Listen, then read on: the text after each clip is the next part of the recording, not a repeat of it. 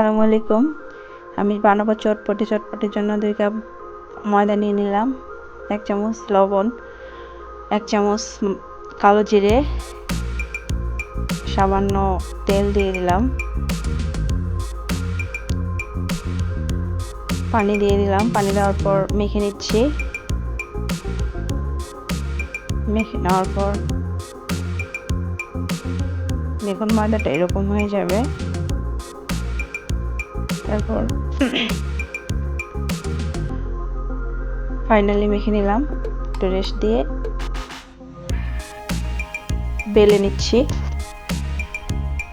বেলে নেওয়ার পরে ছুরির সাহায্যে লিচিগুলা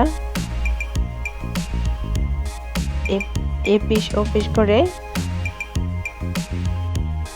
কেটে নিব।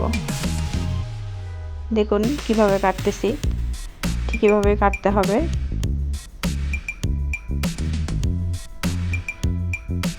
কাটতে হবে। আমি এখন তেল দিয়ে দিলাম, সবগুলো ঢেলে দিচ্ছি।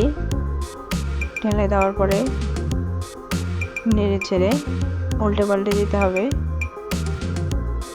উল্টে পাল্টে দিলে দেখুন ফুলে আসতেছে চটপটিটা। তারপরে ব্রাউন কালার হয়ে যাবে। উঠিয়ে নিব এখন। দেখেন আমার চটপটির ফাইনাল লুক। খেতে অনেক মজা হবে। Thanks for watching this video.